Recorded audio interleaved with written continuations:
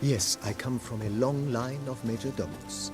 My father was a majordomo, as was my grandfather before him, as was my great-aunt. In fact, she was the one to start the tradition. Great-aunt? A hard woman.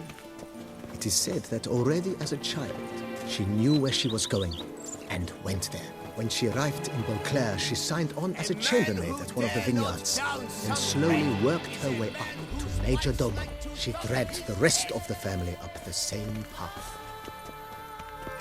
I work from dawn to dusk's last light. Then give my wife a good long night. The servants' quarters. I occupy the green home. With the Duchess's permission, I have hired a full staff. Their salaries to be paid from the ducal treasure. Nice of her. Not the most sightly part of the estate, I admit. But I think it's worthwhile for you as master of the domain to know where the help stays. Sleep shenanigans. I can't see a thing through these cataracts. Baron Rossel ordered the vines in this part of the estate uprooted and olive groves planted in their place. They look beautiful, especially come spring. Don't look at all bad now, either.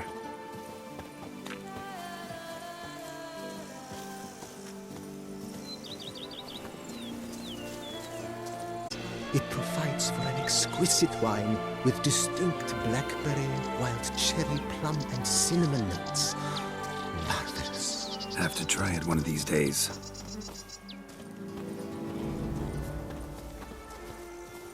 Go up to any knight and shout, "The beast!" Nice well. Picturesque. Yes, though it ran dry long ago.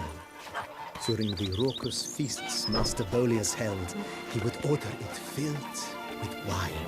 There's a tale about a guest attending a Bolius ball for the first time and thus unaware of the custom.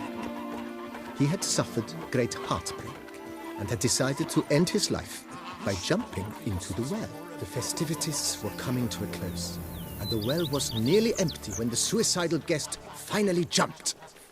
Instead of killing himself, he merely broke his legs. To numb the pain, he drank the wine. Drank himself to death? Not at all. When found the next day, he had concluded he'd witnessed twin miracles. The water had been changed into wine, and he had survived. He retired to a monastery in the Dragon Mountains and began preaching the wisdoms of Lebioda.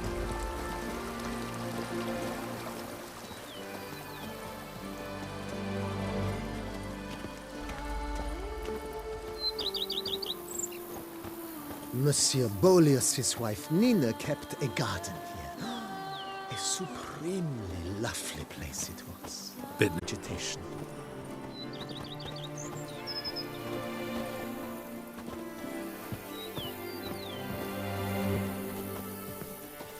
Madame Nina planted diminutive, delicate flowers and herbs here.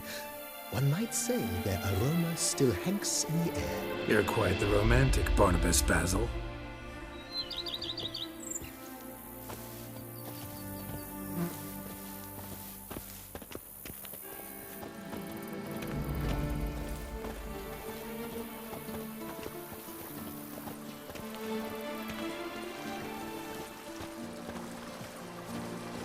Diddly snips! My back aches something horrid!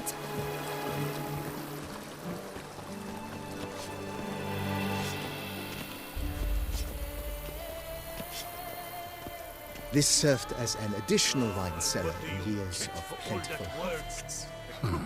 Bit of work and it'll make a fine stable for Roach.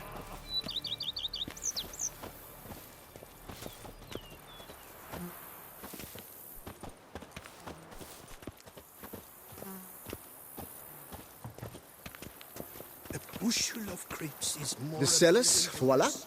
During Monsieur Bolis's time, wine was kept here, but Baron Rossel used it to store olive oil as well. I took the liberty of cleaning up the mess, which... I made while fighting the Bruxa. Thanks, Barnabas Basil. Appreciate it. As you can see, the facade is, how to put it, slightly stained. but one cannot deny it a certain subtle southern charm. True, though it could use a bit of subtle paint.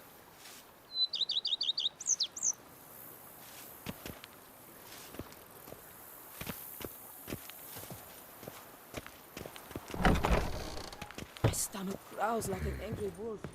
And welcome inside. On the left is the master bedroom. On the right, the dining hall and kitchen. Upstairs, you shall find the guest room, currently used for storage. Not a bad idea. At the moment, the house is only minimally furnished. Yet I believe we will, together, devise some innovative arrangements. A few paintings, for instance, would breathe new life into the abode immediately. With that, sir, you've seen the full lay of the land. Corvo Bianco is a beautiful estate.